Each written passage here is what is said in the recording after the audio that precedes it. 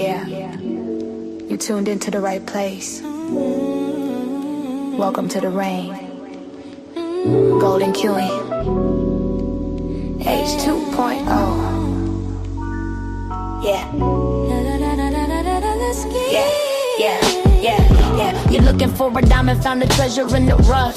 Tired of all the noise, cause you finally had enough. I'm here to build a movement on a mission for the nation. Dropping gems of knowledge, killing all the hesitation. We fighting for the truth, we fighting for what's right. Building unity and shining up a brand new light. It's a variety channel, but the vision's crystal clear. Pushing us all forward, conquering the doubt and fear. Welcome to the Queendom, H 2.0 on your screen, where the content's real and smart and funny in between. This is more than just a stream, it's a platform for the change. Time to elevate the game and rearrange. If you're ready for a vibe that you can feel and trust, joining in the movement is a definite must. This ain't just another channel talking smack behind the screen. It's a spotlight for the creators, building up a better scene. Spreading radical love, that's the message in the code. Helping everybody carry up a heavy load. From social justice issues to the laughter that we need. Planting seeds of progress, watch them grow from just a seed. This is authentic, this is raw, this is everything you saw. Welcome to the battle that is truly being fought. Ooh, so come with your respect and see the real effect. Cause I protect my own right here on the throne. Don't make me me. Unleash the dragon.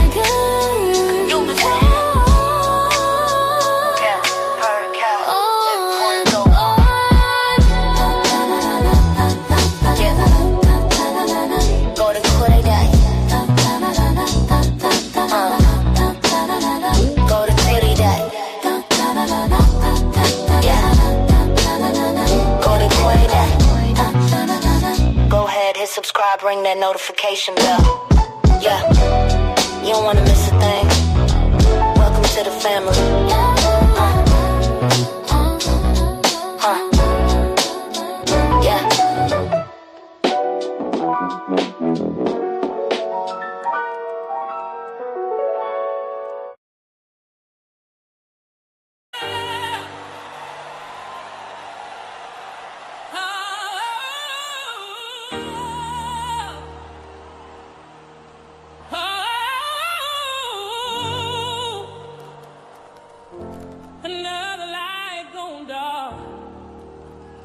Another star fades out.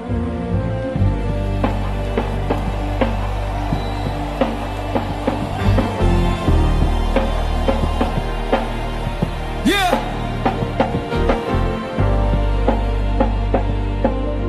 We lost another one. Yeah. Check the timeline, another face in a frame. Same caption, different name, the hurt remains the same. We scroll past, maybe pause, feel away for a minute. Then it's back to the race, but some ain't get to finish. We saw the smile, the highlight reel, they let us see. Never the weight on their shoulders, a silent plea. Battling demons on the room with the doors all locked. While we was watching their hands go round on the clock. Just a regular person with a story untold. Heart full of warmth that suddenly gone cold. The quiet ones in the corner, the light for the party. You just never know the war that's waging inside somebody's body.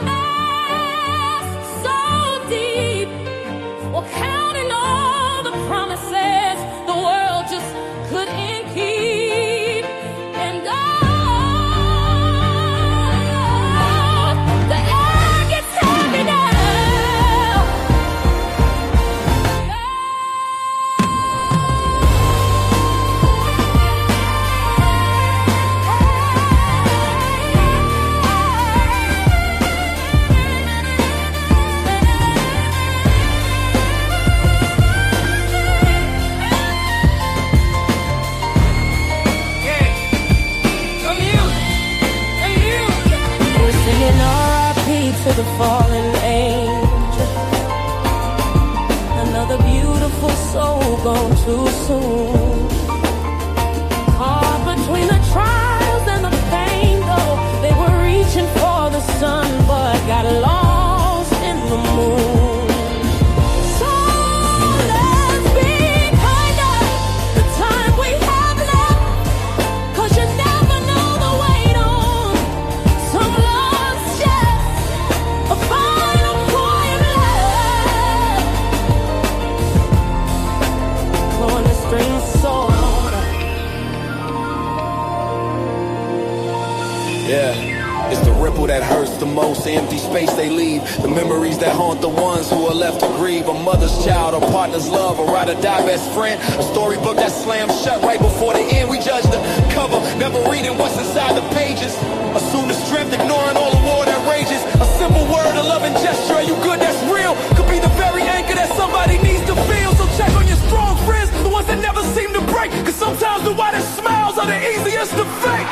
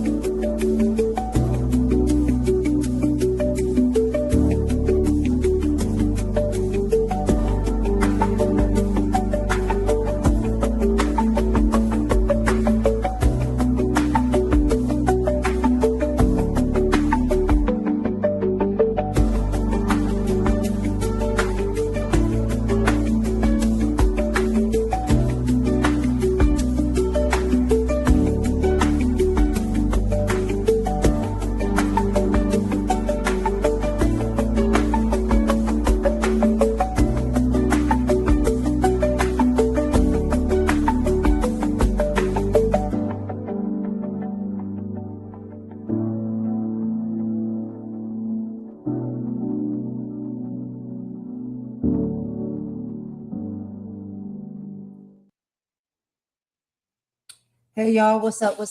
It's your girl Golden. I'm back with another live, y'all. We got a few more things we got to get into.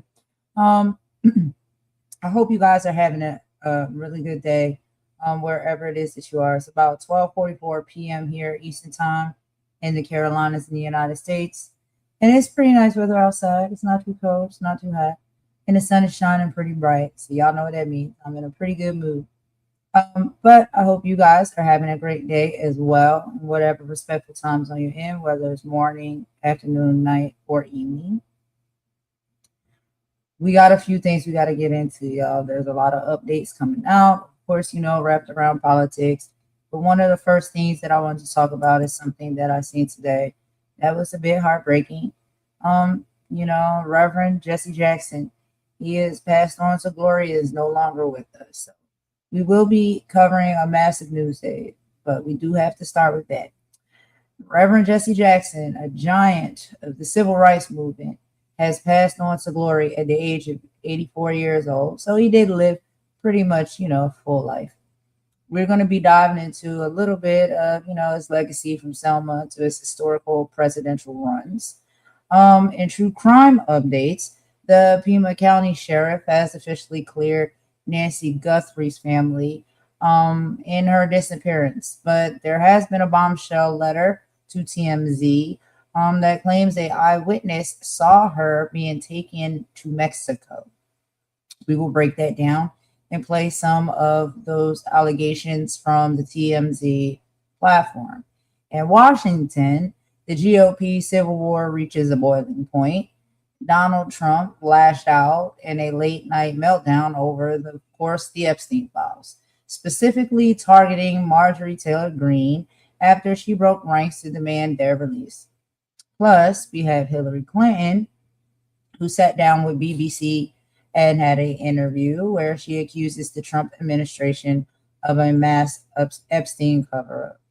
And then finally, we'll look at Kristi Noems, in her recent live TV SlipUp regarding Trump's future plans and the viral alleged DOJ claims involving Erica Kirk and Charlie Kirk investigations. We're going to get into all of those on this live. But first and foremost, we must talk about Reverend Jesse Jackson. He was born in 1941, and he did just pass here in 2026. He was a titan, 84 years old, a protege of Dr. Martin Luther King. Jackson was on the balcony in Memphis when Dr. King was assassinated. He spent the next 60 years fighting for the Rainbow Coalition. He ran for president in 1984 and 1988, proving a Black man could mobilize millions. Today, the world remembers a man who taught us to keep hope alive. And so I do have a quick video that I want to show you guys. We want to remember Jesse Jackson and everything that he poured into the civil rights movement, but also just the movement of the people, right? Speaking up for what's right, fighting for what's right, standing for what's right, using his voice, using his wisdom and his knowledge and his strength to fight for what's right. And, that should never be forgotten. We should not forget individuals who have made a large impact such as this. And so we just want to say rest in peace to Jesse Jackson. Let me go ahead and get this video up, and I will meet y'all in the chat per usual.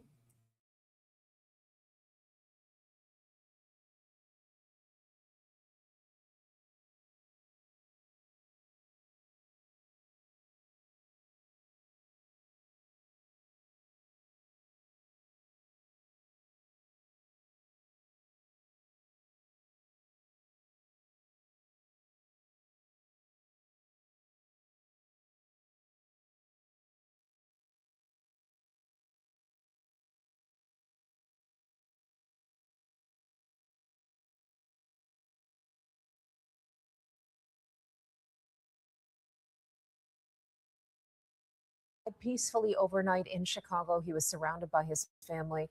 The Reverend was 84. He fought for civil rights alongside Martin Luther. Civil rights leader Jesse Jackson died peacefully overnight in Chicago. He was surrounded by his family. The Reverend was 84. He fought for civil rights alongside Martin Luther King Jr. Jackson faced several health battles over the past few years. He was sent to the hospital last November over complications from a rare neurological disorder. The Jackson family releasing a statement just hours ago saying in part, "Our father was a servant leader, not only to our family, but to the oppressed the voiceless, and the overlooked around the world. Team coverage for you this hour. It begins with Jasmine Miner live outside the Jackson family home on Chicago's South Side. Jasmine. Hey, good morning, guys. I have to tell you that I was able to speak with Reverend Jesse Jackson's son, Yusuf Jackson, a couple months ago at their annual Rainbow Push Thanksgiving dinner. And I remember him telling me that even though when Reverend Jackson was in and out of the hospital, there were these moments where he would wake up and his mind would be sharp. He would be very clear. He talked about having dreams, seeing Martin Luther King and Barack Obama. And then he would tell his family one single mission: to end poverty in Chicago and across the nation. So even in his health battle, he was still determined to keep his legacy alive. Reverend Jesse Jackson was born in segregated South Carolina in 1941. He rose to national prominence working alongside Dr. Martin Luther King Jr. And, he founded Operation Push and the Rainbow Push Coalition in Chicago, fighting for civil rights, economic opportunity, and justice for decades. He, of course, made his mark on politics as the very first Black man to run for president of the United States, running for president twice, and eventually paving the way for former President Barack Obama. Well, we were hearing from the Reverend's other son, Jesse Jackson Jr., who spoke to ABC 7 this morning on the passing of his father. He wasn't a person of great means. He didn't care about things. He was really driven by a life ministry of helping people appreciate their somebodiness, that their life mattered. And so much of his life, he had experienced rejection, and he found ways to overcome that. He took the broken places of his life and he turned them into strengths, and he became an inspiration for all. And so we're so grateful for that. That's really what I think our family would convey at this hour. We're just grateful that God sent him all our way and that we had 8.5 decades with him. He was not deterred. He was not afraid to act. If he thought he could do something, he did it. He was a very confident Black man. And in this country, you're not supposed to be a confident Black man. You're supposed to always be making yourself small and apologizing for being there. And he never did. He was going to be larger than life, and he is larger than life, even now. And so that was his largest accomplishment. I tried a ton of AI work tools.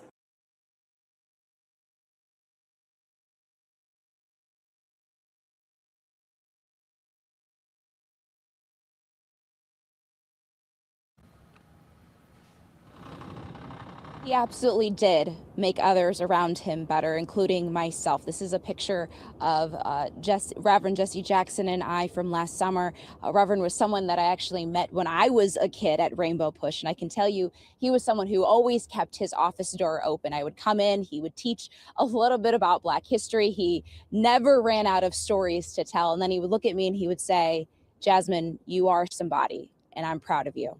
And so his impact certainly went far beyond politics, but touching students and families throughout Chicago and, of course, the rest of the world. And we will find Lisette Nunez over at Rainbow Push with more. Hey, good morning, Jasmine. Yeah, for decades, the Rainbow Push Coalition has advocated for civil rights and social justice. And of course, the founder was Reverend Jesse Jackson. Now, this organization was a merger between Operation Push and Rainbow Coalition.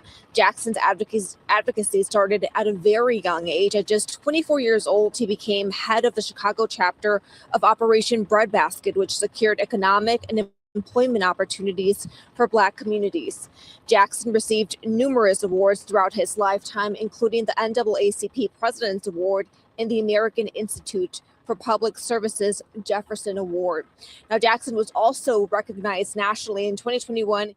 He also received France's highest order of merit, the Commander of the Legion of Honor. We're live in Kenwood. Lisette Nunez, ABC 7 Eyewitness News. Lisette, thank you very much, and we appreciate Jasmine's live report as well. Civil rights leader Reverend Al Sharpton reacting to news of Jackson's death, who was his mentor, writing in part, quote, "He was a consequential and transformative leader who changed this nation and the world. He shaped public policy and changed laws. He kept the dream alive and taught young children from broken homes like me that we don't have broken spirits." Sharpton says Jackson called him into purpose when he was just 12 years old. Sharpton visited Chicago a few months ago when Jackson Sr. was in the hospital. He is expected to speak later today in New York City. ABC 7 political analyst Laura Washington joins us now on the phone. Laura, good morning. Good morning. Hi. So we knew that the Reverend was ill. His death overnight didn't necessarily come as a surprise, but certainly still had quite the impact when we learned that news.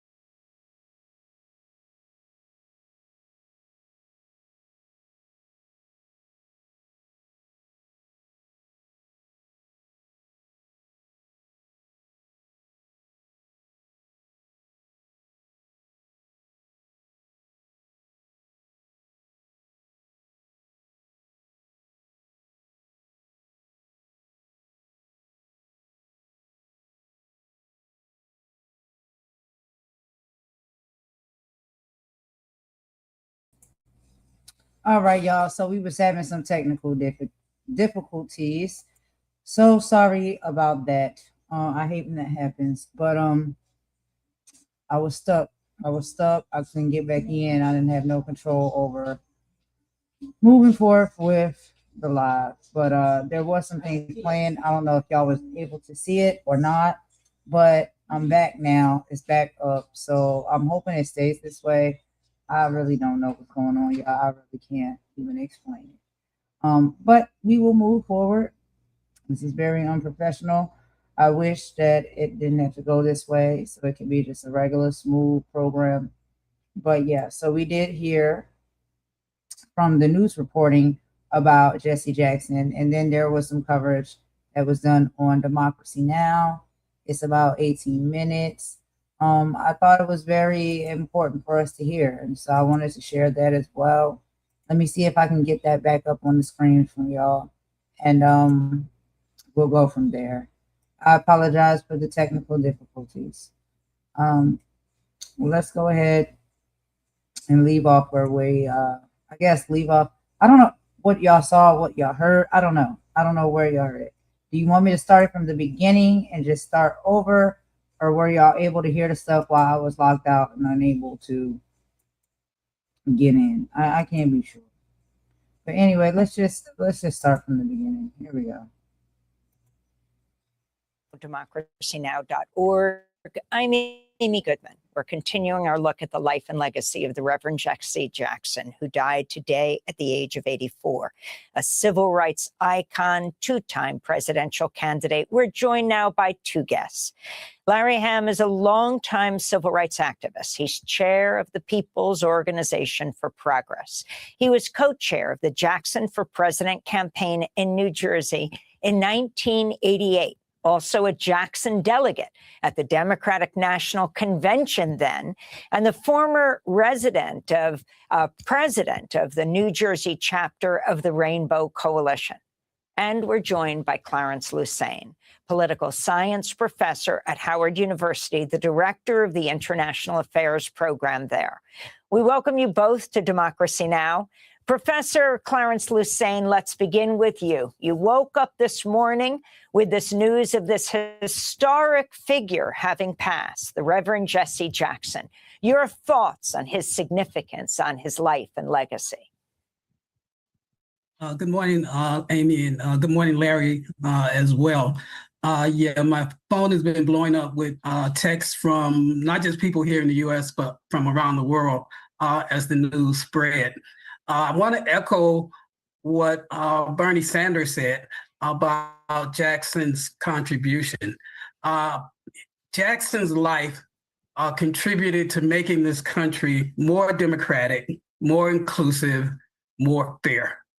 What Jackson was able to do was to marry movements, grassroots movements, with electoral politics. Prior to the 1980s, a lot of activists who were working on issues from anti-nuclear kinds of concerns to peace issues to civil rights had a kind of sketchy relationship with electoral politics.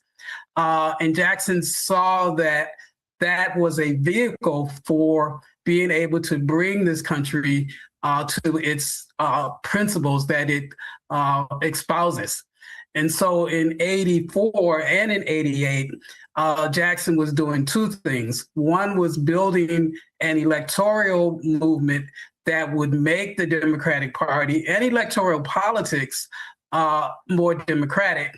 But at the same time, he was also building a movement outside of that, the National Rainbow Coalition, which picked up the mantle from the civil rights movement and from what Dr. King and others had been doing in the 1960s and brought that into the 1980s and beyond.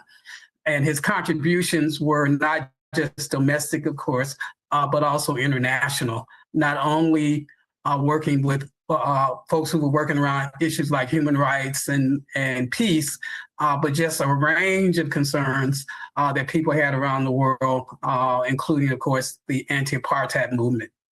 And talk about that, especially for young people who aren't so familiar with the movement to take down apartheid in South Africa.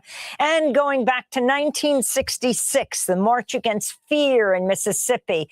Oh, up through, what was it, 2000, with the fight around Gore and Bush. Yep, the 1966 March Against Fear happened in Mississippi. This was 3 years after King had given his speech at the March on Washington, I Have a Dream speech, and Medgar Evers had been killed.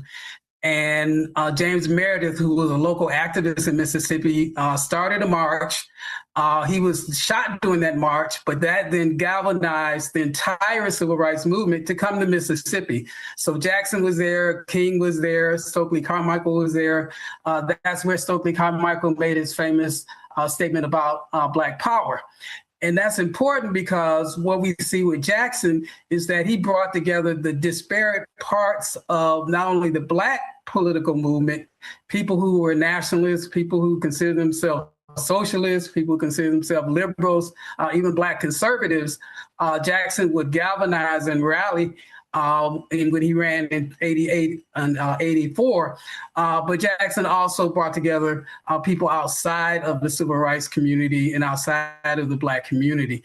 And so that was really kind of a turning point. So then we get to 1983, and there's a big celebration of the 20th anniversary of the March on Washington. But it's also a protest against Reagan. Reagan had been elected in 1980 and launched the harshest anti-civil rights presidency to that date. And so Jackson and civil rights leaders and trade unions and others called for this march. And at that march, there had been a grassroots movement growing, and it swelled, Run, Jesse, Run. So this wasn't Jackson just saying, I want to be president. This was a recognition of Jackson's work, his moral and political clarity in that moment. And he launched not only his presidential campaign, which many of us worked on, and Larry was critical in that, Ron Daniels, Jack O'Dell, others, but he also launched the National Rainbow Coalition. And they worked in parallel. And as Bernie said and others have noted, the reason Barack Obama becomes president in 2008 is because of the work that Jackson and others like Fannie Lou Hamer, who made sure that the Democratic Party would democratize and change the rules of the game so that when Obama ran in 2008, he was running under very different circumstances than even when Jackson ran in 1984 and 1988. And Jackson continued that inside-outside strategy pretty much all of his life. He was active around the Gore v. Bush controversy, for example, where in 2000, when Gore ran against Bush, and essentially Florida stole the election. There was a suit, and the Clarence Thomas and others on the Supreme Court basically gave the election to the Electoral College to George W. Bush. Jackson was one of the people out in the street who was organizing and mobilizing around that movement. So he never kind of gave up at any point along the way. And again, just really quickly on the anti-apartheid movement, for decades, the South African white minority held the Black majority under severe segregation. And there had been a global movement to bring down that government. Jackson was a central voice in this country consistently on raising that issue. And then when finally Mandela was released from prison, Nelson Mandela, who's the leader of the African National Congress, Jackson was there. And after Mandela became president, Jackson continued to support a new South Africa and a more democratic South Africa. So it's really important, as you note, that this is taught. And at Howard University, we certainly include Jackson in our courses on Black politics and in other areas. Well, I want to thank you, Clarence Lusane, for being with us, political science professor at Howard University, director of the International Affairs Program. His books include $20 and Change, Harriet Tubman and the Ongoing Fight for Racial Justice and Democracy, and The Black History of the White House. He talked about Professor Clarence Lusane, Larry. That's Larry Hamm, civil rights activist, chairman of the People's Organization for Progress, co-chair of the Jackson for President campaign in New Jersey in 1988, also a Jackson delegate at the Democratic Convention in 1988, and former president of New Jersey chapter of Rainbow Coalition. I wanted to go to a clip of Reverend Jackson speaking again when he ran for president in 1988. We're showing an old clip of you, Larry, holding up a poster that says Jesse, exclamation point, Jesse, and your yellow T-shirt says Jersey Jesse. Let's go to a clip. We must never surrender. America will get better and better. Keep hope alive. Keep hope alive. Keep hope alive. Keep hope alive. That was the phrase before hope, that remarkable picture with Barack Obama. But you go way back. Go back to 1971, Larry. Well, that was my first contact with Jesse Jackson in 1971.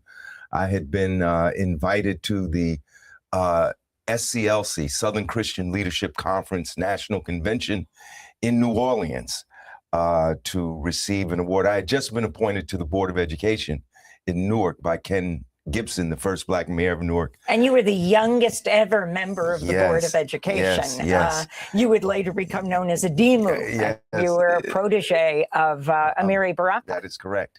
And I was invited down by Coretta Scott King, and I met many of the civil rights leaders that were still living at that time, including Jesse Jackson.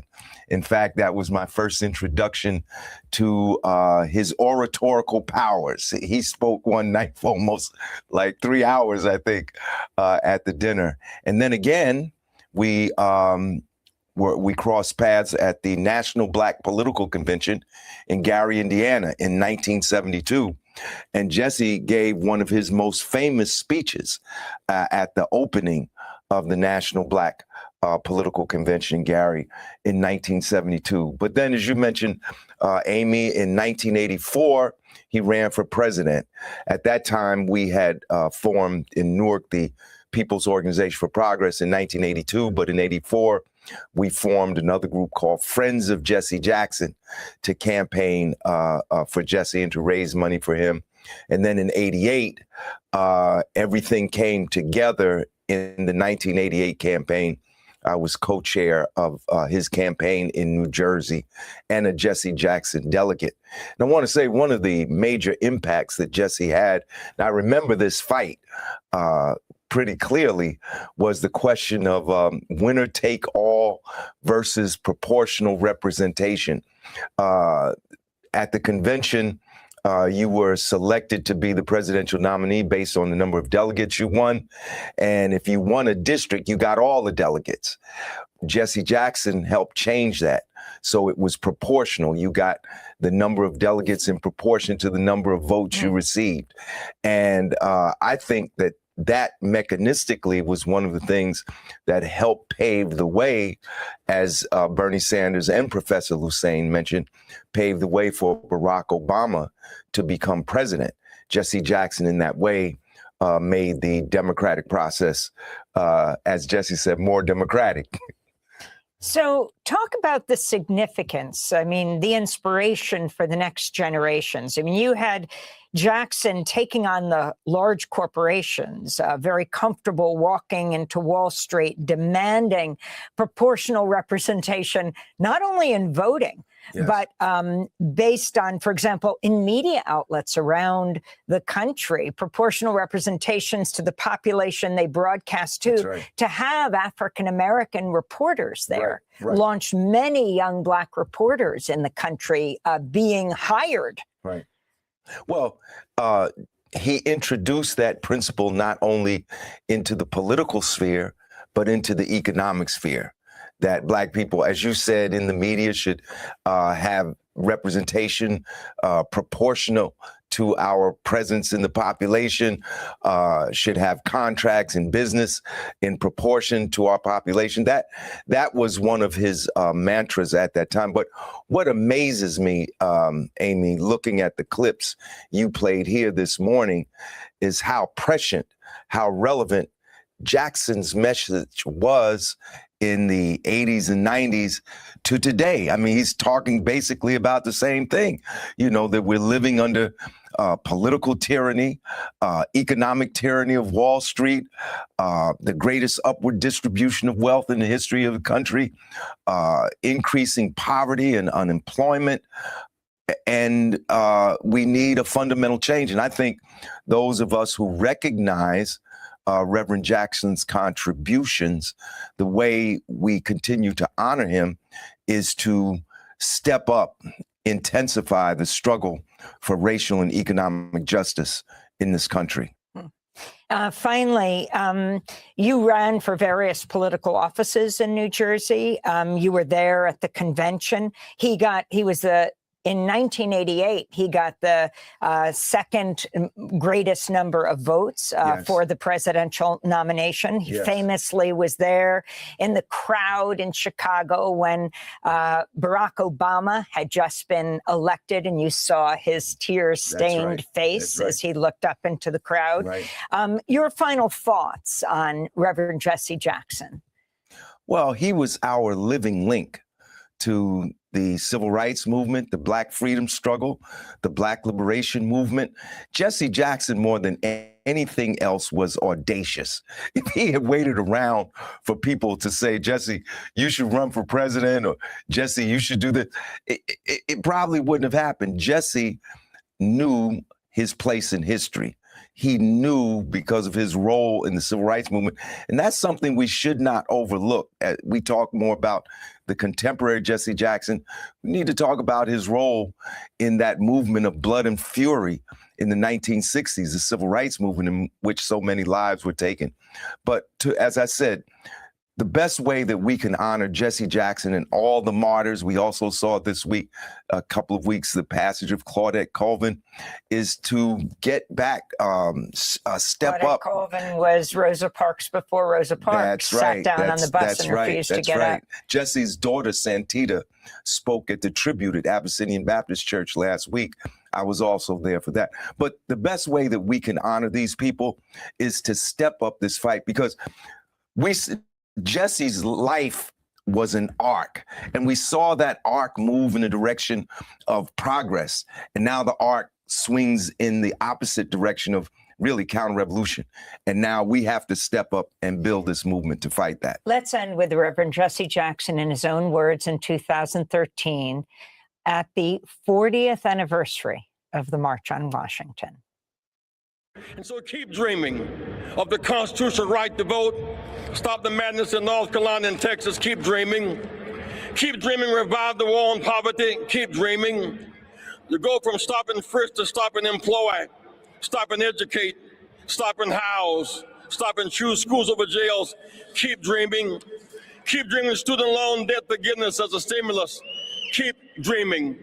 Revive the U.S. Civil Rights Commission with the conscience of our nation. Keep dreaming. Restore foreclosed housing. Keep dreaming. Comprehensive immigration reform that includes Africa, Haiti, and the Caribbean. Keep dreaming. 50 years later, we are free but not equal. Keep dreaming. Choose life over death. Futures over funerals, and more graduation than less funerals. And so keep the faith, and through it all, keep hope alive. That's the Reverend Jesse Jackson on the 50th anniversary of the March on Washington. Reverend Jackson died earlier this morning at the age of 84 at his home, surrounded by family. I want to thank Larry Ham, civil rights activist, chair of the People's Organization for Progress, co-chair of the Jackson for President campaign in New Jersey in '88, and a Jackson delegate in 1988.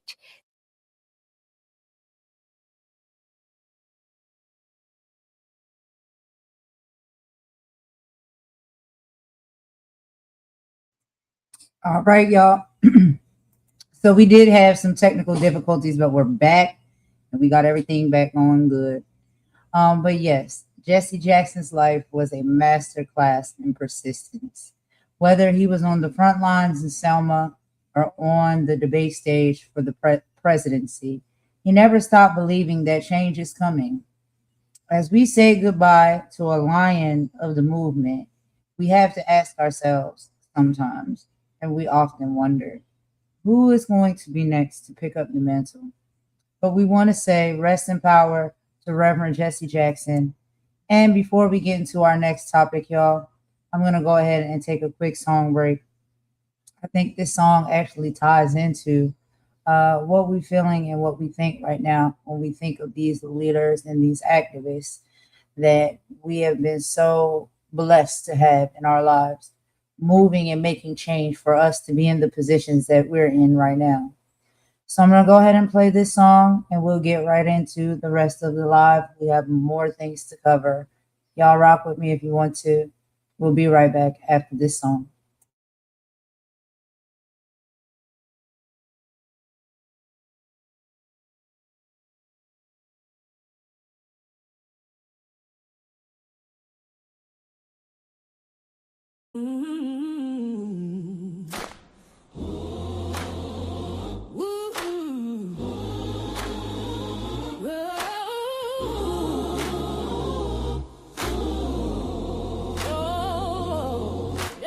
Lift every voice and sing till earth and heaven ring.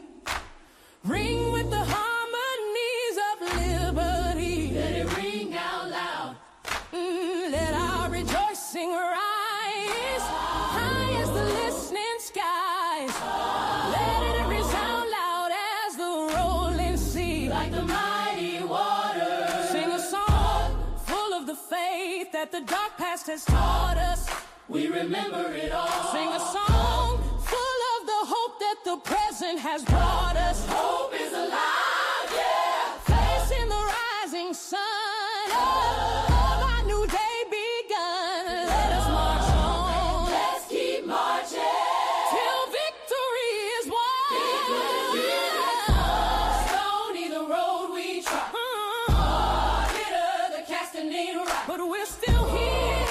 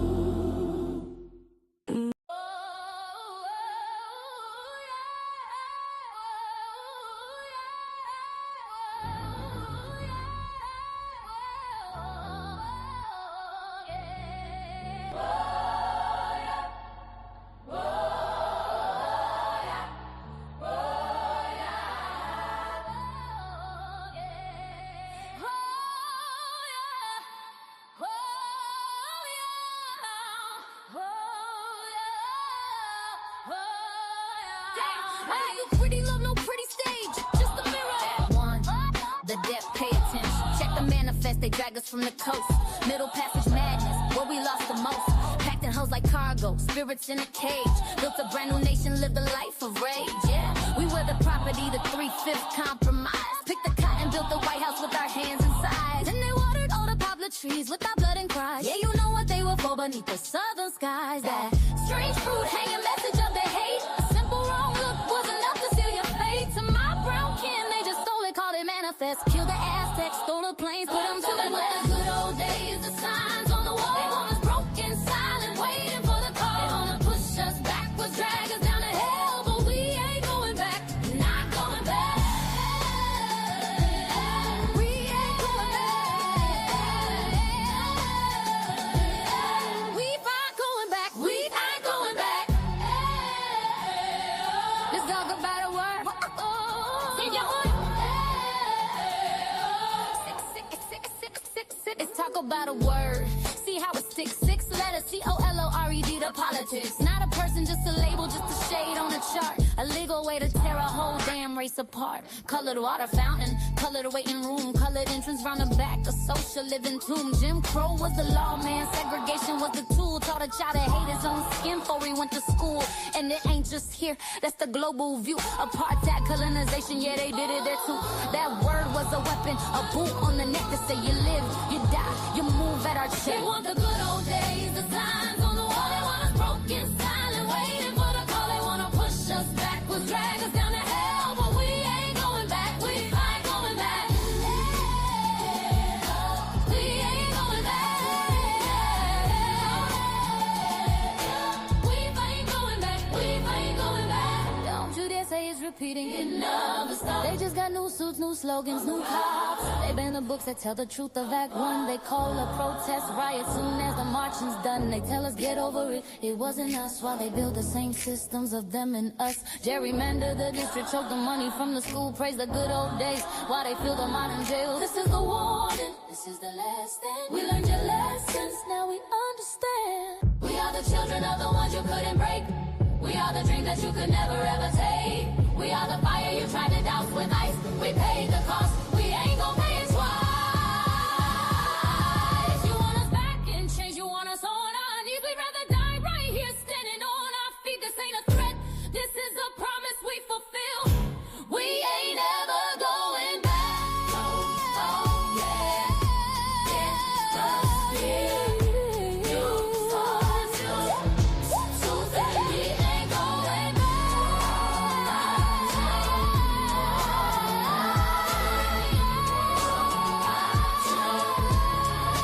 We ain't going back. We'll fight you tooth and nail.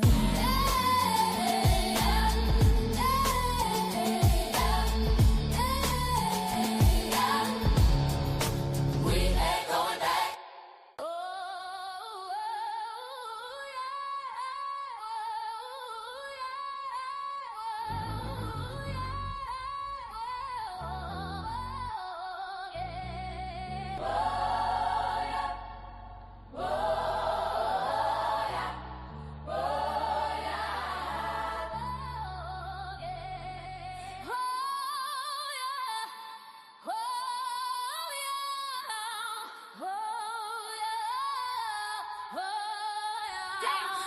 Pretty love, no pretty stage, just a mirror. Act 1, the deaf pay attention. Check the manifest, they drag us from the coast. Middle passage madness, where we lost the most. Packed in hoes like cargo, spirits in a cage. Built a brand new nation, lived a life of rage. Yeah, we were the property, the 3/5 compromise. Picked the cotton, built the White House with our hands inside. And they watered all the poplar trees with our blood and cry. Yeah, you know what they were for beneath the southern skies. That strange fruit hanging message of their hate. A simple wrong look was enough to seal your fate. To my brown kin, they just stole it, called it manifest. Killed the Aztecs, stole the planes, put them to the west. The good old days, the signs on the wall. They want us broken, silent, waiting for the call. They wanna push us backwards, drag us down to hell, but we ain't going back, not going back. We ain't going back. We ain't going back. We ain't going back. Let's talk about a word. In your hood. Let's talk about a word. See how it sticks. 6 letters, COLORED to politics. Not a person, just a label, just a shade on a chart. A legal way to tear a whole damn race race apart. Colored water fountain, colored waiting room, colored entrance round the back, a social living tomb. Jim Crow was the law, man. Segregation was the tool. Taught a child to hate his own skin before he went to school. And it ain't just here, that's the global view. Apartheid, colonization, yeah, they did it there too. That word was a weapon, a boot on the neck to say you live, you die, you move at our check. They want the good old days, the signs on the wall. They want us broken, silent, waiting for the call. They want to push us backwards, drag us down to hell, but we ain't going back. We ain't going back. We ain't going back. We ain't going back. We ain't going back. Don't you dare say it's repeating. It never stops. They just got new suits, new slogans, new cops. They ban the books that tell the truth of Act One. They call a protest riot soon as the marching's done. They tell us get over it, it wasn't us. While they build the same systems of them and us. Gerrymander the district, choke the money from the school. Praise the good old days while they fill the modern jails. This is the warning, this is the last thing. We learned your lessons, now we understand. We are the children of the ones you couldn't break. We are the dream that you could never ever take. We are the fire you tried to douse with ice. We paid the cost, we ain't gon' pay it twice. You want us back in chains, you want us on our knees. We'd rather die right here standing on our feet. This ain't a threat, this is a promise we fulfill. We ain't ever going back. Oh, yeah. It's just here. You start to that we ain't going back.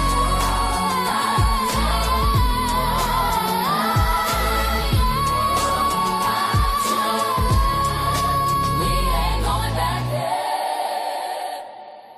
We'll fight you tooth and nail.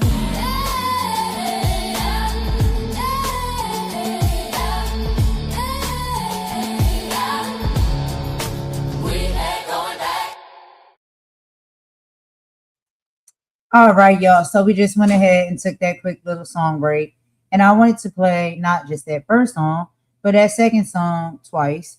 So we can reiterate a lot of the lyrics that really is being said in that song and the reasons as to why I put those lyrics in that song and how a lot of individuals feel, especially on the cusp of we having, you know, a great Black civil rights leader passing today and no longer with us. And we are wondering for the future, you know, who will be the ones to stand up to be the civil leaders of the next or for the next generation. And a lot of these things that we talk about and we may sing about, I understand that they can make people uncomfortable. And one of the things that I've always felt and I said is that somebody who's uncomfortable about truth or somebody who's uncomfortable about things that are being said that have been done and have hurted and harmed people and they've been fighting against, it makes me often question, why does it make you uncomfortable? Because if you also don't feel as though any of those things were right to be done or for people to experience or go through, the same is like what we are watching happening with ICE. And we're seeing, you know, individuals going through things that they shouldn't be going through. Abuse and unalivings. If that makes you uncomfortable, I think the bigger question is, what is there about you that those type of reports and those type of truths make you uncomfortable? Because if you sit on the side where you see that a lot of these things that have been done, not just in our past and our history, but we are seeing happening in our current day time, don't affect you or offend you or make you feel any type of way, that may be a you problem and not everybody else's problem. So I really, you know, I don't have any problem when people shy away from conversations. I don't have any problem when people are uncomfortable and they want to remove themselves, you know, from lives or videos or things of that nature. But history is always going to be what history is what has happened. And what's happening in the present, well, we see it right in front of our eyes. We can look to the left, we can look to the right, we can close our eyes if we want to and pretend that it's not happening and it doesn't exist, but it does. And if that's something that makes you uncomfortable, I'm sorry, I'm just somebody who's going to side eye you because it shouldn't make you uncomfortable in that type of direction. You should be uncomfortable when it comes to unrest, when it comes to saying and standing up and feeling that these things that you've seen that have been done historically through over a period of time and what we're seeing happening in our current period of time right now should bother you and should offend you and should make you feel some type of way if you have any type of empathy for people. And it has nothing to do about race. We can just keep it at human. And if people cannot rock with that or ride with that, then that's okay. Maybe it's too triggering for you. Maybe you just, you're uncomfortable with listening to what the reality of the past used to be and what the reality of what our present looks like right now. It can be scary for people, but being scared like I used to be, it doesn't really get you anywhere. You're not going to see any change or bring any change from being fearful and just going and hiding and just pretending that it's not happening, because it is happening. Anyway, y'all, let's get into this next video. We're moving right along. Nancy Guthrie, y'all. There's some updates when it her reports. You notice she has been abducted and she has not been found. So here are the reports here from the news station, and then we'll also hear from TMZ next. Let's get into it. Welcome back here on Live Now from Fox, and I do want to get you right back into some of the big stories that we are covering on this Tuesday. And of course, you have probably seen this video by now as it has been circulating. We have the latest on the search for Nancy Guthrie, the kidnapped mother of Today's Show co-host Savannah Guthrie. The sheriff in Pima County, Arizona, saying the Guthrie family and their spouses have been ruled out as suspects. While he didn't explain how the family was cleared, the remarks from Sheriff Chris Nanos come days after he explained that no one had been ruled out. In the meantime, it's now been a week since the doorbell camera video that you're looking at on your screen was released to the public, as the FBI calls that masked man in the video, quote, a suspect. The FBI has determined the man is about 5'9" to 5'10" with an average build.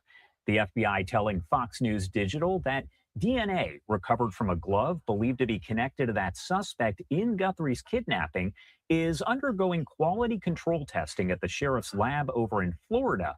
Once that is complete, the profile can then be entered into the FBI's combined DNA index system, and the agency can determine whether it matches anyone in their national database.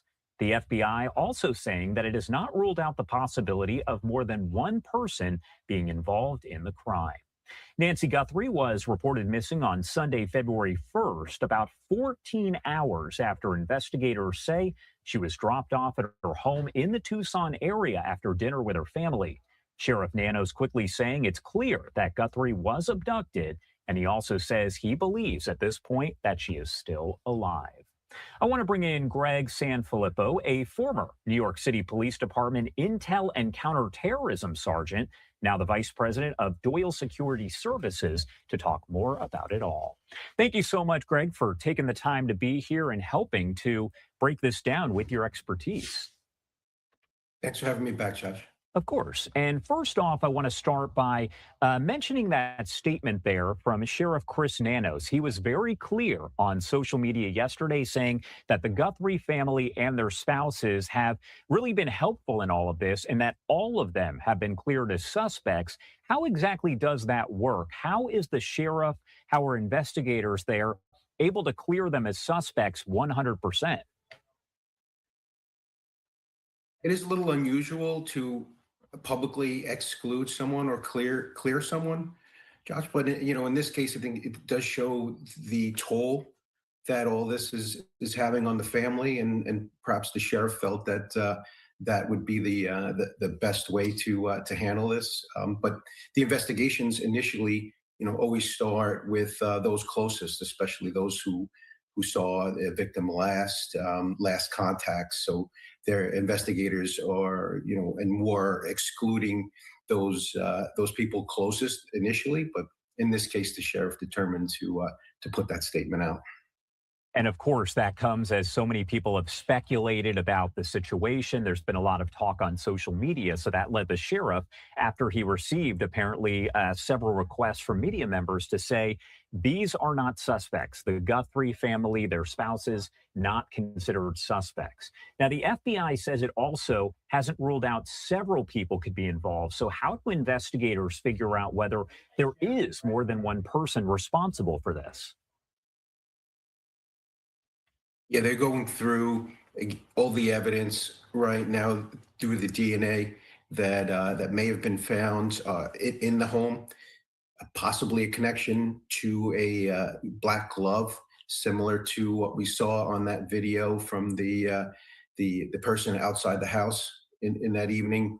Still to be determined whether the black glove found is the same one that was being worn. But excluding through all that DNA takes a lot of time. And in this case, you add that extra wrinkle of two different organizations between Pima County and the FBI, and the way they handle their evidence, right? So this has come up just recently, where that DNA was sent out to a private lab out in Florida, which is most likely the normal route for evidence from Pima County going through that lab, as opposed to using the FBI's lab. What do you make of that? Because that is a question that a lot of people have asked. There's been questions about whether there's some kind of tension between the sheriff and the FBI. However, the sheriff has come out and said, we're working hand in hand, but we always send it over to this private lab in Florida, not to Quantico with the FBI. So what do you make of really that as a whole? Yeah, that chain of custody needs to be clear. Right. So in this case, the sheriff did state, hey, this is where we normally send it. They didn't pick that lab out of the phone book. Right. But what it says to other investigators I talked to is that this is still a locally led investigation. Right. So if that's the Pima County's chain of custody for DNA, then it's indicating that perhaps Ms. Guthrie is still in Arizona, the perpetrators are still in Arizona. And then once it's clear that they cross state lines or international lines, then the FBI then becomes the lead. So this just shows how complex it is in cases like this and between multiple agencies. One thing that's also been very noticeable is the fact that the sheriff, Chris Nanos, has not held a public news conference for everyone to watch in about 10 days. And he's pretty much doing one-on-one interviews with just some of the stations there. So a lot of people are kind of piecing together the information as they're getting it from those one-on-one interviews. Does that approach affect how information comes out in a case like this? It absolutely affects how the information comes out to the public, but the investigators are focused on that investigation, right? So they're using those press conferences as tools, right? That first press conference said, hey, this is a crime. The second press conference showed the timeline so people can then go back and think through their memories, what they were doing. Did they see anything suspicious? And then the third being that video, hey, and then look at all the tips that came from that video. Then, now the sheriff is using one-on-one interviews. You're also seeing the FBI director using one-on-one interviews. It's easier to control and then, piece out information as opposed to, just blasting it out and then getting tens of thousands of leads. One thing that we also know, we heard from the FBI just yesterday, as they said that the DNA that was found in that glove that could be linked to all of this is going to be entered into a national database. And that way they can kind of run it through and see if it connects to anyone, if there's any kind of match. Can you explain how that process kind of works? That's going to be difficult here. Again, level of complexity based on that chain of custody and that DNA going through Arizona's protocol, because now then it has to then meet the FBI's protocol to get into that national database. Could delay things. here, but most important is that it does get in the appropriate manner so that it doesn't, hinder any sort of, when the perpetrator is apprehended, it doesn't affect the prosecution. We also know that TMZ, we've spoken to them several times over the past couple weeks, and they've said that they have now received a fourth message coming from someone who claims that they know exactly who is responsible for this, and they're asking for Bitcoin essentially to be provided in exchange for that identity. Can investigators essentially track this realistically to figure out where this is coming from? Who is sending that message? Another wrinkle in all this that just shows, how complex and how this has been, from at least from what we're seeing from the outside all over the map, right? We saw those first ransom notes with deadlines and then demands that ransom be paid in Bitcoin. We're still not sure if that ransom was paid.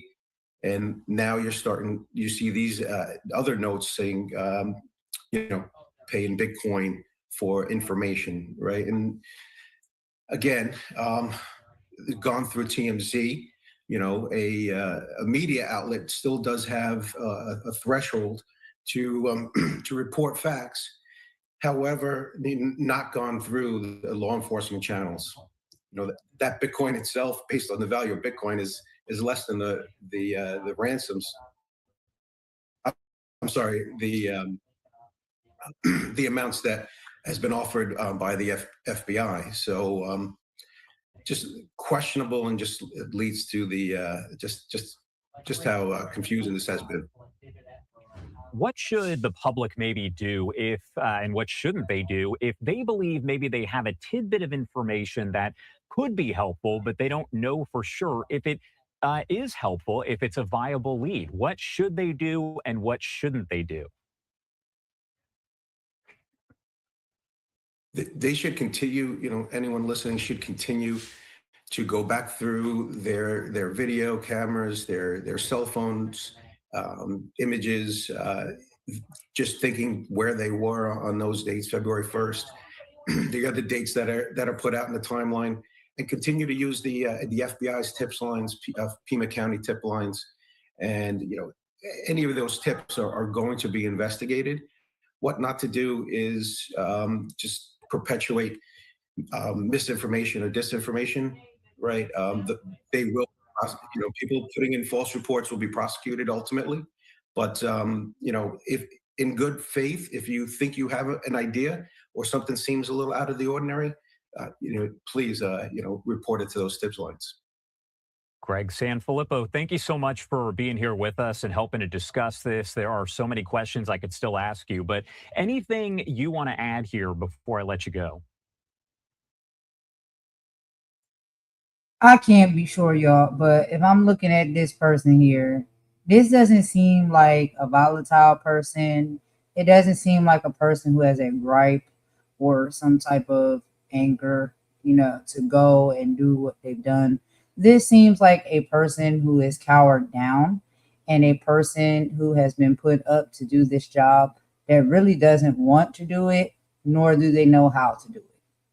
I'm sorry. I'm just looking at how I see this footage on this camera. Someone walking up like this, very nonchalant, as if you are just a neighbor or a regular visitor by. Not even, paying attention to the fact that people have Ring cameras these days. People have surveillance cameras these days. Not paying attention to any of that. Head down with mask on. So it's like, okay, is your head down to hide your face because you already got the mask on? You look coward. You look like you have been forced into doing this task that you really don't want to do. That's just my personal opinion on what I see. And again, this can allude to the fact as to why things have been sloppily done when it comes to a lot of the evidence that they've been finding in this case. Because somebody who really doesn't know what they're doing or want to do it, then they can make some mistakes. That's all I really got to say on that. But y'all let me know what y'all think We can't be sure, but that's what I get from. I have seen people who have taken folks. I've seen people who have robbed homes, and there's like this aggression that comes with it. This person don't look aggressive in any type of way. They look like they just like they've been sent out to do this mission because somebody has forced them, probably threatened them that if they don't do it, something's gonna happen to them, and they have no choice. And they don't know what they're doing. They might be doing it for money. They could be doing it for whatever purpose. That's my personal opinion. I get to have my opinion, and I get to say what I think and I feel about certain things that I watch and I witness. That's what I think. There's a lot of misconceptions here when it comes to this case. It's a little weird. It's not typically how it goes down. But we can't be sure. Information is coming out, trickling out as we hear it, and we're bearing witness to it. After we finish up this video, I'm going to go ahead and let y'all hear from TMZ, because apparently these people seem to have, I don't know, some type of reason as to why they want to keep giving information directly first to TMZ before they give it to anybody else. So I do have the video of that. And they have received all of the letters from these individuals. And we'll hear them talk about that a little bit on this live. So let's go ahead and finish this one, and then we'll get right into the TMZ.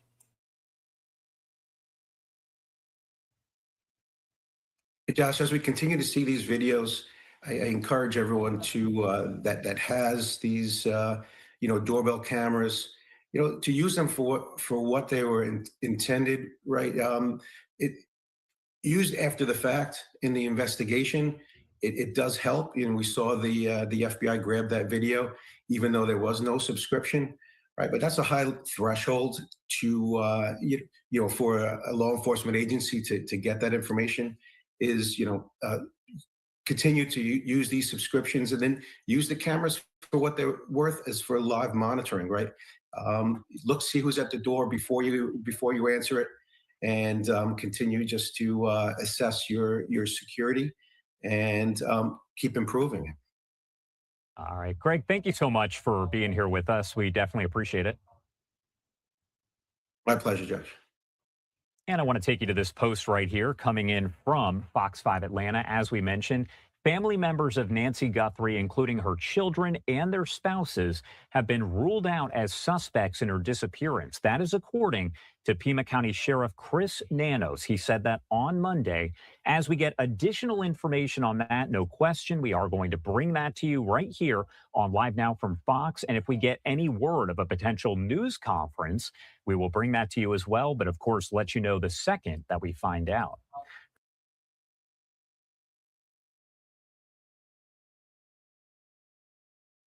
All right, y'all. So we're going to go ahead and get into this next video. And this is TMZ that is sitting down and talking with the news station and letting them know about all of the letters that they have been receiving, or the emails that they've been receiving from this individual that supposedly has information around the disappearance of Nancy Guthrie. So we'll get into that in just a moment. Let's go ahead and take this quick song break, and I'll be right back.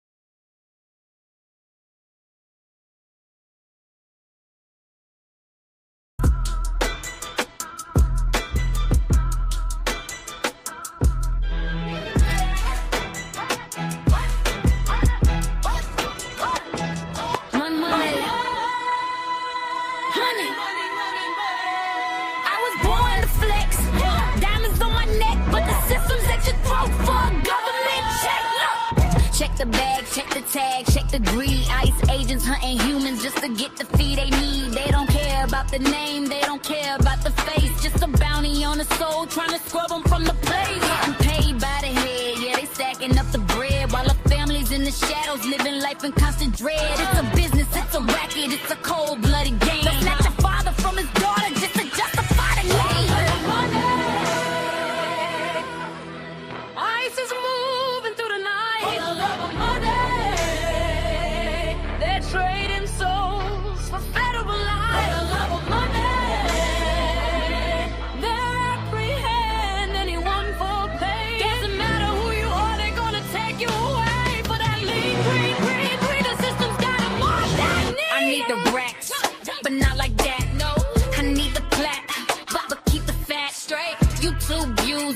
acting real strange. Selling out the culture for some digital change. Nigga clip the struggle, monetize the pain, while the agents in the street are washing blood with the rain. They getting paid to hunt, I'm getting paid to speak. The government is green and the sports are so weak. Check the analytics, check the borderline. The greed in the district's gonna drive us out our mind. Apprehending for a bonus, that's a soul-crushing crime. Let you have it, I'd rather have the truth. Stop trading our future and the spirits of our youth. Money, money, money, money.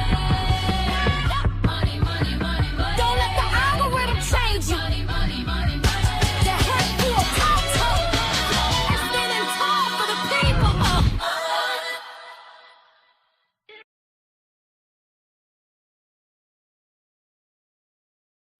All right, y'all. So let's go ahead and get into this next video. So this is a conversation with TMZ and Fox News. But TMZ seems to be the main platform right now that is being delivered some of this communication from either a witness or a individual that may have or know about the whereabouts and what exactly went down when it came to Nancy Guthrie's kidnapping. And so we will see on this video here and here what the final conversation was, or the email or message that was sent says. So let's go ahead and get into that. They keep contacting TMZ. So TMZ gets the communication first, and we have it right here. Let's get into it. With a fourth letter now sent to TMZ from a person claiming to have information on Nancy Guthrie's kidnappers, Harvey Levin of TMZ is now making a guarantee to whoever is sending these messages. He joins us now with more. All right, this is the fourth time this guy's connected with you, fourth time. And I was very intrigued by your comments. What can you tell us about the contact and your guarantee?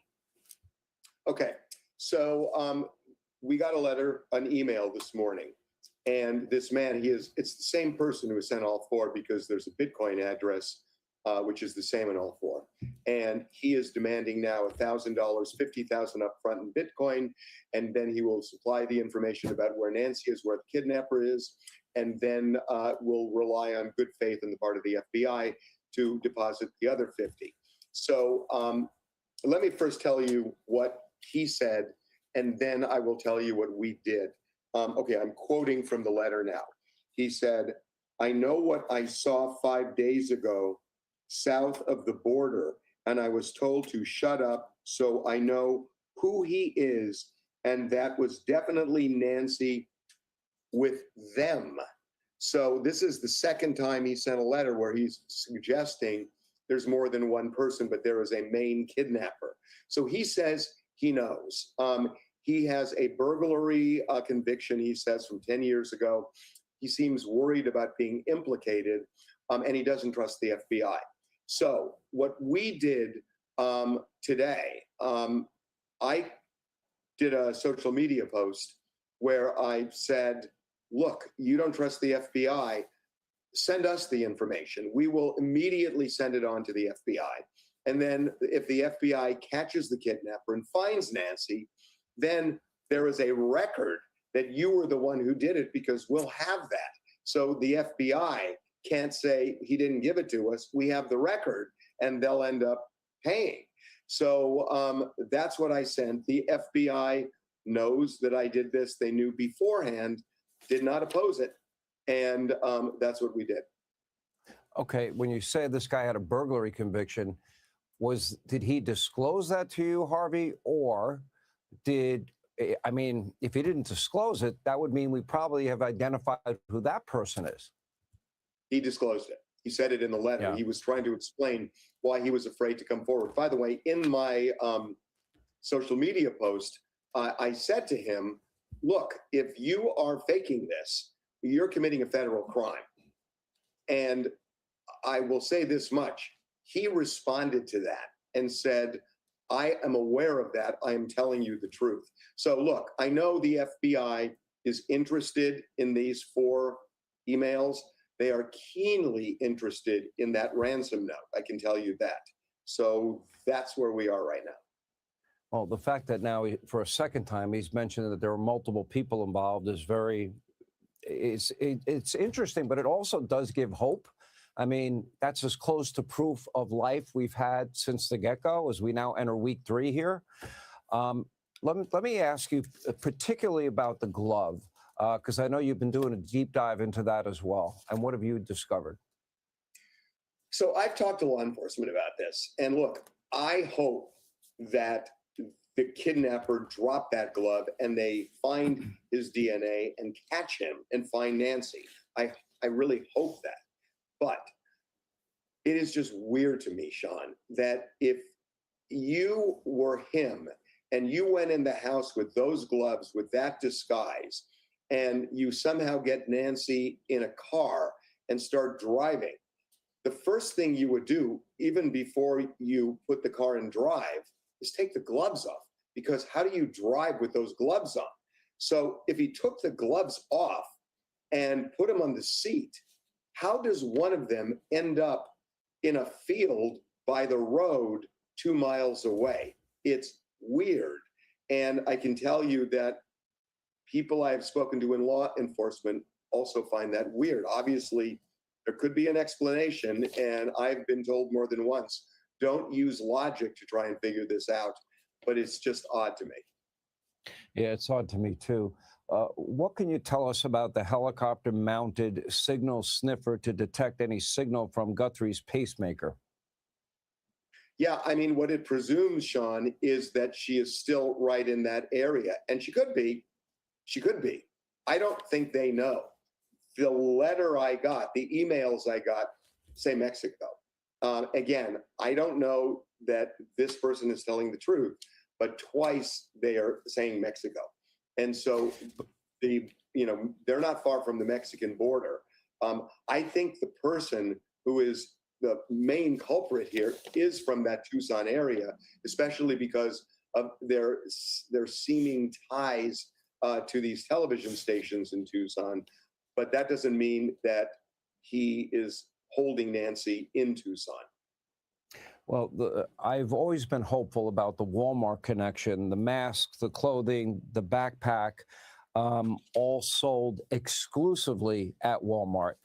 And I'm hoping that maybe the person bought all 3 together or went to the same place. But I've got to imagine that they're going to be able to figure out every time they sold that kind of backpack and to who, and probably a video of it, no?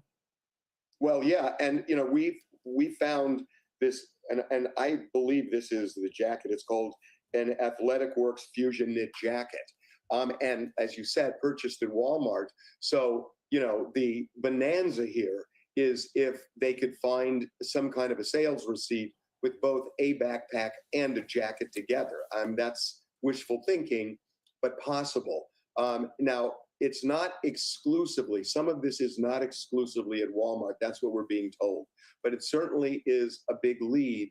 And more than one criminal has been caught by surveillance video after purchasing items in stores. So you bet the authorities are looking at that right now. Well, my understanding was the backpack in particular was exclusive to Walmart. Is that not true? The backpack is. Yeah. I can't say that for sure, actually. It is a Walmart backpack, and that's what we thought initially. I'm now not sure that's the only place. It's also a really common backpack, Sean. So, a lot of people have probably purchased this, but I think taken together, when you look at the backpack, when you look at the jacket, if you can find somebody who bought both of them, it starts to narrow the field.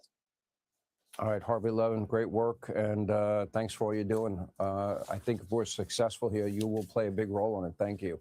Hey, Sean Hannity here. Hey, click here to subscribe to Fox News YouTube page and catch our hottest interviews and most compelling analysis. You will not get it anywhere else.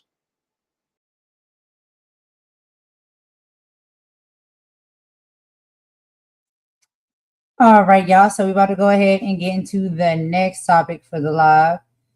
So we got to talk about Trump per usual, and the Epstein meltdown. And then there's also some Marjorie Taylor Greene having some defiance and some actual information that she came out and shared on a interview about how things were working and operating within the White House and around Trump when it comes to the Epstein files. So clearly these Epstein files are tearing the GOP apart. Late last night, Donald Trump went on a triad against his former ally, Marjorie Taylor Greene, calling her wacky and a traitor. Why? Because she crossed the aisle to vote for the full release of the Epstein documents. And she will be speaking a little bit about that. But he also has a lot of things that he was crashing out about. So I'm going to go ahead and show you all a little bit of that video. And that's going to come in audio. We'll be listening to Brian Tyler Cohen. Okay, so he will be having a show where he'll be letting us listen to some of the audio and things that Trump was saying when he was having his crash out period and getting into, you know, his rants like he usually does, typically in the late night and when interviewed on his jet. So let's go ahead and get into this video in just a moment. Let me get it up on the screen for you guys. And the things that he's saying, child, I don't know. Y'all take it as y'all want to take it, but something ain't right. Something in the milk ain't clean, in my personal opinion. Let's go ahead and take a listen. So Hillary Clinton said in an interview today that she and her husband are getting pulled into the Epstein matter to divert attention from you and that your administration has something to hide. What's your response to that? I have nothing to hide. I've been exonerated. I have nothing to do with Jeffrey Epstein. They went in hoping that they'd find it and found just the opposite. I've been totally exonerated. In fact, Jeffrey Epstein was fighting that I don't get elected with some author, a sleazebag, by the way. And I've been totally exonerated. No, they're getting pulled in, and that's their problem. I don't know. They're going to have to see what happens. But I watched her in Munich, and she seriously has Trump derangement syndrome. Do you think that she should publicly testify? You know, I've been totally exonerated on Epstein, and it's really interesting because they've been pulled in. Think of it. They've been pulled in. Clinton and many other Democrats have been pulled in. Quote, I have nothing to hide, says the guy in charge of an administration that has hidden literally everything since day one as it relates to Epstein. Remember that when Donald Trump says that he's got nothing to hide, that Pam Bondi claimed the files were on her desk and ready to be released a year ago, that Trump hauled Lauren Boebert into the Situation Room to get her to remove her name from the discharge petition, that Trump is trying to get Thomas Massie primaried because he authored the bill that forced the files release, that we're now 2 months past the deadline for the Epstein Files Transparency Act, and still 3 million files have not been released and won't be released, and that of the files that were released, it just so happens that the victim's information was revealed, but the co-conspirators' names were hidden, which I suppose is just one big coincidence. I mean, hell, this isn't even some conspiracy theory. Marjorie Taylor Greene, Trump's most vocal supporter, admitted the extent of this cover-up within the last 24 hours. What was happening in the background for months leading up to when we finally got it released is we were getting pressure from the White House. We were getting pressure from the speaker. Do not take your name off this discharge petition. And we're like, why? We're talking about the Epstein files. This is the ultimate promise. This is the ultimate way to provide transparency. This is the ultimate way to take it to the deep state and expose a whole criminal cabal of rich, powerful elites that I believe control everything. And guess what? Come to find out they do. They do. And you know, so we're like, why? So in the meantime, President Trump is calling it Epstein, the whole thing a hoax. Yeah. He's calling it a Democrat hoax. He won't have anything to do with the women. He still refuses to have anything to do with these women. So this whole thing is building. The women are saying President Trump did nothing wrong. They still say this. President Trump did nothing wrong. I know. Their attorney says Donald Trump's the only one that helped us. And guess what? That came out in the Epstein files that he reported Jeffrey Epstein. Yep. So but Donald Trump is fighting it. President Trump is fighting it. President Trump is yelling at me. The White House is putting pressure on Nancy Mace. They take Lauren Boebert in a skiff. I don't even know what they said to her in there. They are attacking Thomas Massie, nonstop attacking Thomas Massie. And then one day I get a phone call from the president in September, and he is so mad at me. And he's yelling at me, and he's angry at me. And the fact that he's like, you're supporting Rand Paul Jr., and he's chewing me out for signing my name on Thomas Massie's discharge petition to release the Epstein files. And I'm trying to tell him, Mr. President, they say you did nothing wrong. Right. This needs to come out. Right. And so we're having this argument. And he tells me on this phone call, he's like, Marjorie, my friends will get hurt. That's it. So if it wasn't already abundantly clear that Donald Trump is full of shit when he says that he's got nothing to hide, don't take it from me. Take it from the woman who was so close with Trump that he was literally her entire brand. You'll also note that in Donald Trump's original clip, he said this. I've been exonerated. That he's been exonerated. I'm sorry, but how? We just found out that Trump's name is in the Epstein files more than 1 million times. This guy somehow manages to go from a lot implicated to even more implicated on like a daily basis. If he's exonerated, then Osama bin Laden is exonerated for 9/11. Then Donald Trump says this. And I have nothing to do with Jeffrey Epstein. Quote, I had nothing to do with Jeffrey Epstein. Nothing? Nothing? My dude, you wrote him birthday cards. You're all over his emails. He trafficked girls from your spa where he was allowed in despite his reputation. Oh, and there's this. But where was I? Oh, right. Trump had nothing to do with Epstein. Got it. But notice this moment right here and try to catch the question being asked of Trump along with what Trump says next. You think she should publicly testify? Yeah, I've been totally exonerated on Epstein. And it's really interesting because they've been pulled in. Think of it. They've been pulled in. Clinton and many other Democrats have been pulled in. He's asked if he thinks Clinton should testify, and surprisingly, Trump doesn't respond. And the reason why he doesn't respond is because he knows that if Clinton testifies, that'll establish the precedent where former presidents who have associations with Jeffrey Epstein will be fair game to haul in front of Congress. And one day, he will be a former president who has an association with Jeffrey Epstein who will be susceptible to being hauled in front of Congress. In other words, who is Donald Trump focused on here? Himself. Surprise, surprise.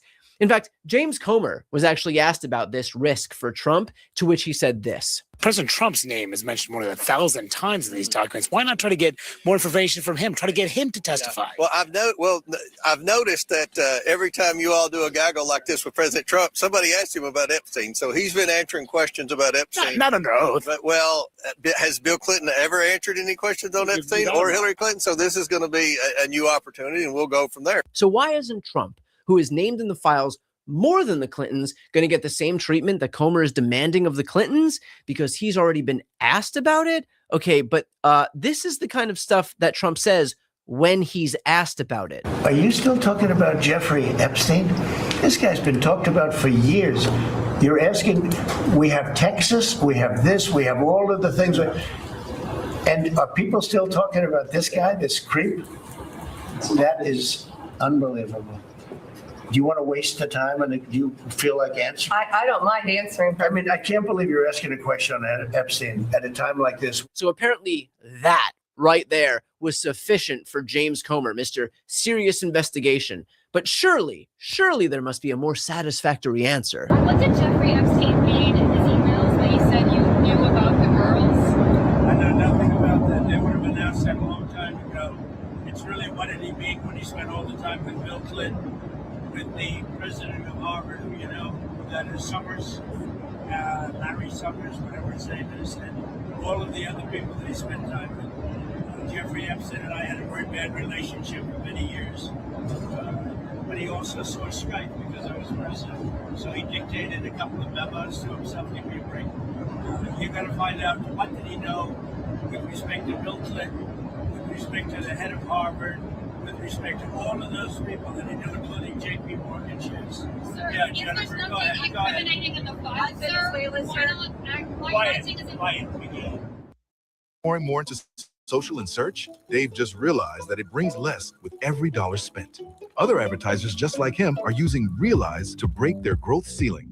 By adding Realize to his mix, he gets higher ROI through predictive audience targeting, Gen AI creative tools, and Ah, yes, nothing says transparency quite like calling a female reporter piggy when she tries to ask a question about Epstein. I guess that's the kind of open book nature that James Comer wants to see. But just for fun, let's try one more. A lot of women who are survivors of Epstein's are unhappy with those redactions that came out. Some of them, entire witness interviews are totally blacked out. Do you think that they should be more transparent? The fact that they thought they released too much. I heard that, and you tell me something else. No, I think it's really time for the country to get onto something else. Really, now that nothing came out about me, other than there was a conspiracy against me, literally by Epstein and other people.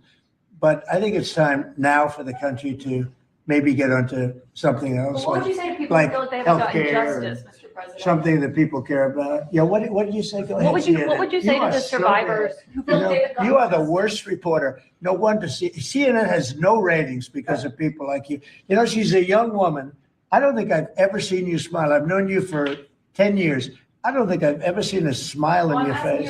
You know why? You know why you're not smiling? Because you're not telling the truth, and you're a very dishonest organization, and they should be ashamed of you. Okay, go ahead. Survivors of a sexual abuse or health care. Ah, that must be the very satisfactory response from Donald Trump that James Comer is looking for. I could see how a deposition for Trump wouldn't even be necessary since he's already been so transparent, right, Comer? So look. The point here is abundantly clear. Trump is dissembling because he knows he's backed into a corner. And in his effort to deflect the attention away from himself, all he's done is created a precedent where now even U.S. presidents can be hauled in front of Congress to answer questions about Epstein, a point that will undoubtedly come back to bite him in the ass, which is to say Trump has no strategy other than just lying outright to everybody's faces, to the point that even his own favorite podcasters out there are calling him out on his bullshit. Why would your name be redacted if you're not a victim? Like, this is what's crazy about all this. Like, how come you redact some people and you don't redact other people? Like, what is this? This is not good. None of this is good for this administration. It looks fucking terrible. It looks terrible. It looks terrible for Trump when he was saying that none of this was real. This is all a hoax. This is not a hoax. Like, did you not know? Maybe he didn't know, if you want to be charitable. But this is definitely not a hoax. And if you've got redacted people's names and these people aren't victims, you're not protecting the victim. So what are you doing? Right. And how come all this shit is not released? All the people that are defending, all the people that are saying that, like, these files don't show a trafficking ring or they don't show anything and that everybody's overreacting and that this is a moral panic and people don't understand what's going on, to me, are either doing that, being willfully disingenuous for whatever reason, or they've gone mad. They've gone like crazy, and that's okay too. These are thousands and thousands and thousands of pages of documents. Why would the FBI have a case? Why would there be thousands of pages of documents in a case where nothing happened?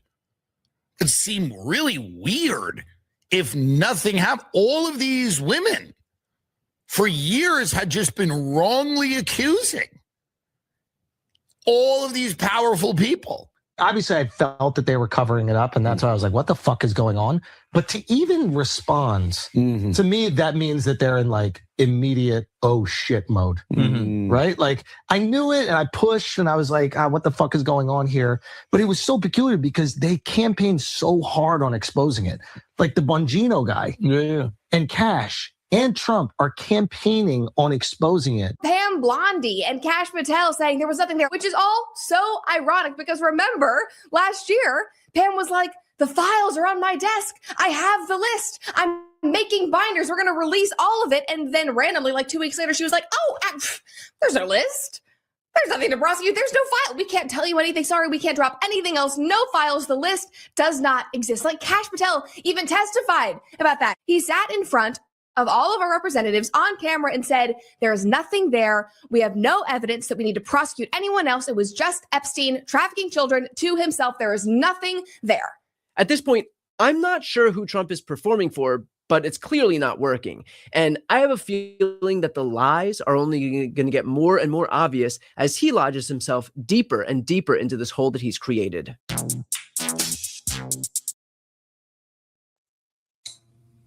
All right, y'all. So that's all I got for this live. I'm going to go ahead and end it early. We're going to leave with a bop and a song per usual.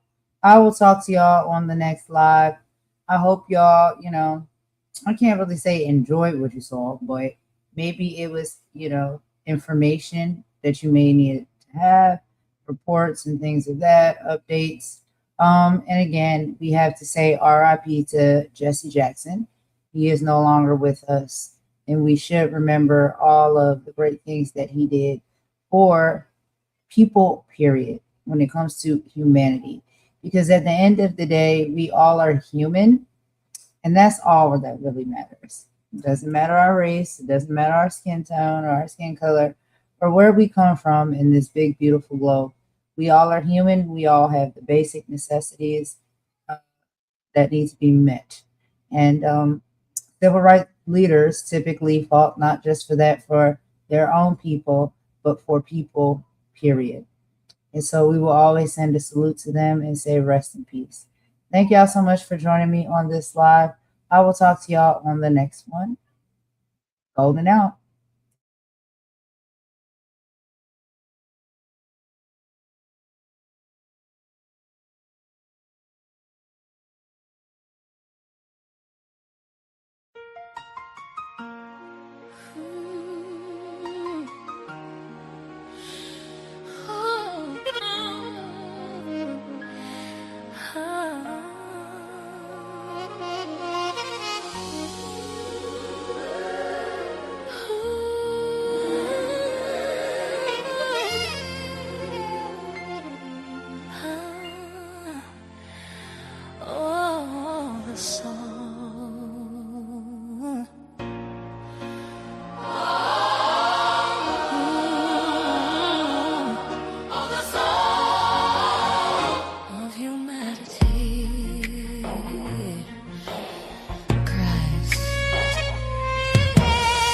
A roof above, a shelter from the storm, a gentle hand to keep your spirit warm, a plate of food, a mind that's free to learn, a simple peace, a righteous wage to earn. These are the needs, the bedrock and the base, the sacred ground of the whole human race. But the screaming and selling something cheap, while the real world babies cry themselves to sleep. We are human, blood and bone and soul, with a right to be loved, a right to be made whole. This is our story, this is our sacred song. In the eyes of the Creator is where we all belong. We are human, worth more than they can prize, beyond the hate purposes and the loaded dice. We're human, worth more than they can prize, beyond the hateful whispers and the loaded dice.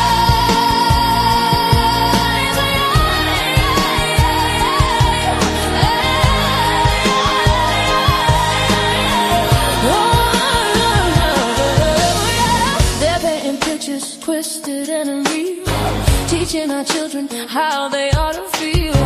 Their values in the label on your shoes, or the filtered life you desperately choose. They magnify the hate, they celebrate the greed and plant a poison, a suffocating weed. We gotta reach our children, pull them from the glow, and show them a beauty that the media don't know. Yo, check the vision, the mission of the television, spitting division, a mental prison. Got the youth chasing likes, addicted to the feed, ignoring the hunger, the fundamental need. They building paper idols on a digital stage, putting our future daughters in a virtual cage. Now we gotta break the cycle, gotta cut the cord.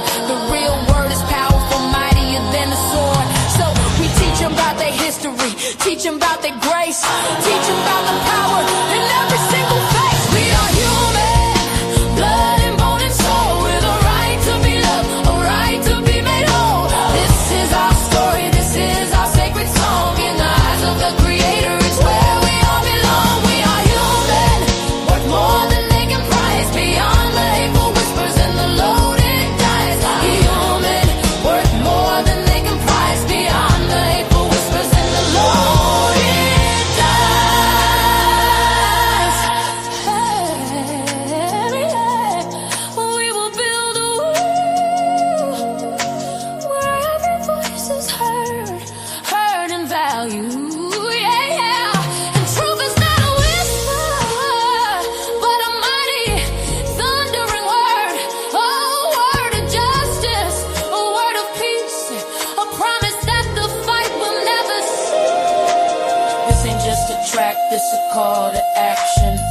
every mother, father, every single fraction of the community holding it down on the ground. Time to get loud, make a revolutionary sound. Look your child in the eye, tell them that they matter. Tell them their spirit's something that no lie can shatter. Tell them knowledge is the weapon, love is the shield, and the truth is the harvest we gonna grow in this field. Yeah!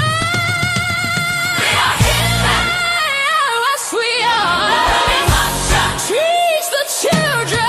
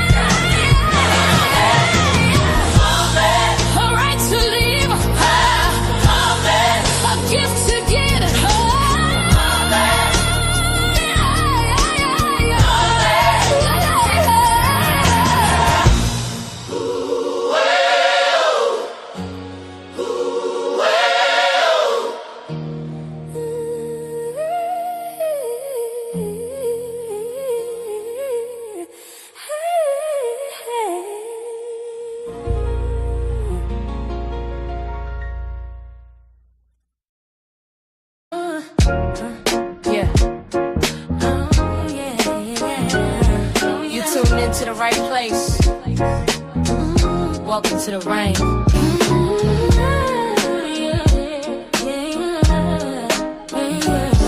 Golden Queen. H2.0. Let's get it. You're looking for a diamond, found a treasure in the rough. Tired of all the noise, cause you finally had enough. I'm here to build a movement on a mission for the nation. Dropping gems of knowledge, killing all the hesitation. We fighting for the truth, yeah, we fighting for what's right. Building unity and shining up a brand new light. It's a variety channel, but the vision's crystal clear. Pushing us all forward, conquering the doubt and fear. Yo, welcome to the Queendom. H2.0 on your screen, with the content's real and smart and funny in between. This is more than just a stream, it's a platform for the change. Time to elevate the game and rearrange. So if you're ready for a vibe that you can feel and trust, joining in the movement is a definite must. This ain't just another channel talking smack behind the screen. It's a spotlight for the creators, building up of the scene. Spreading radical love, that's the message in the code. Helping everybody carry up a heavy load. From social justice issues to the laughter that we need. Planting seeds of progress, watch them grow from just a seed. This is authentic, this is raw, this is everything you saw. Welcome to the battle that is truly being fought. Oh, so come with your respect and see the real effect. Cause I protect my own right here on the throne. Don't make me unleash the dragon. You've been warned.